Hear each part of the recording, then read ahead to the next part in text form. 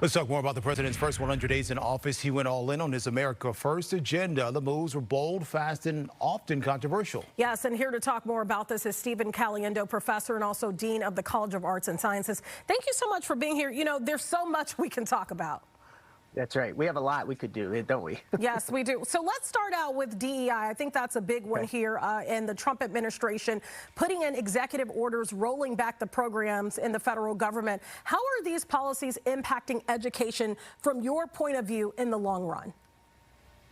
Well, the long run, they probably won't. I mean, executive orders do have some teeth, but they're also easily reversed when another administration comes in. And of course, most of the 200 executive orders, or many of them anyway, I should say, that the president has issued over the first 100 days are being challenged in court. And so it's very possible that many of these aren't going to hold up at all. But I can tell you that colleges and universities are responding.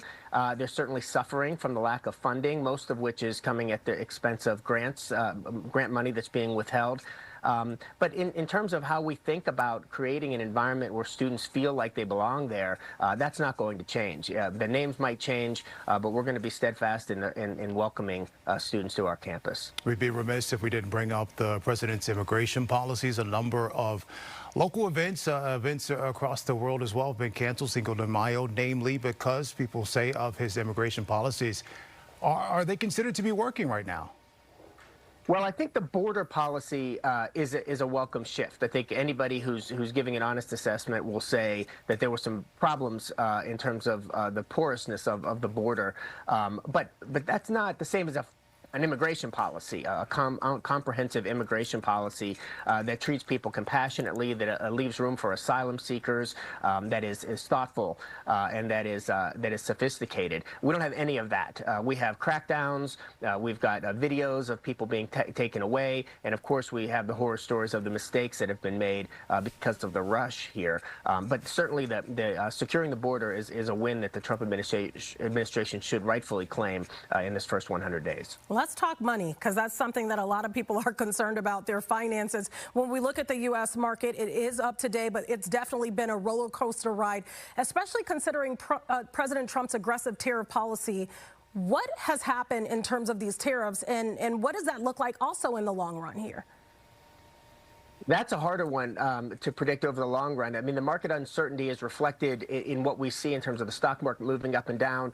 For most of us, that doesn't affect our day-to-day lives, but it will affect, the tariffs will end up affecting our day-to-day lives with respect to what we pay for goods that when we purchase at the store.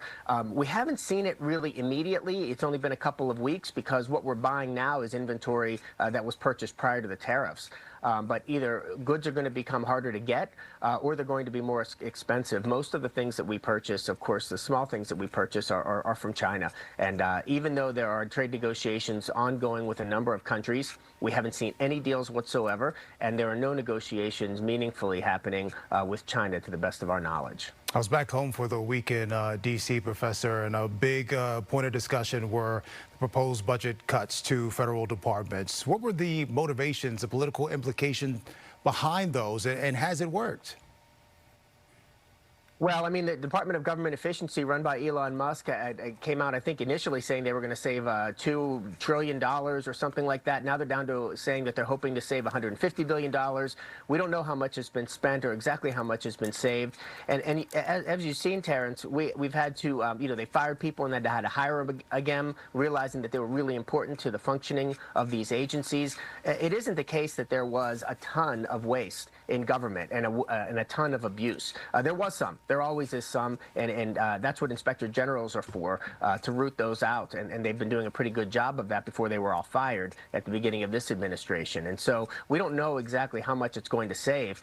But remember, besides the folks in the DMV area, lots of federal employees there. There's lots here in Chicago, too, and lots all around the country. And so it's going to affect the local economies as well as these layoffs continue to roll out. Let's talk about real quick Trump's approval rating. He disputes what some are saying, that his approval rating has gone down. What do you think that does for really the Republican Party? All of these changes that have been made within 100 days, what do you think that does for the Republican Party moving forward?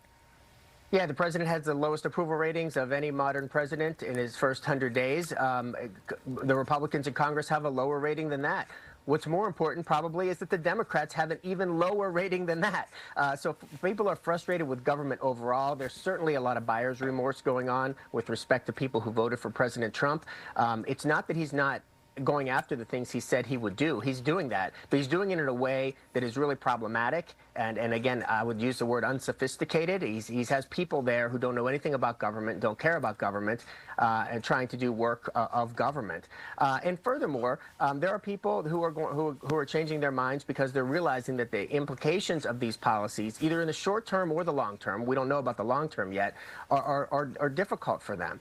So the polls, you know, it's interesting that the administration will tout the polls when they're on his side, and when they show, as they are this week, that they're low, then there's, you know, accusations of bias and lack of reliability in those same numbers.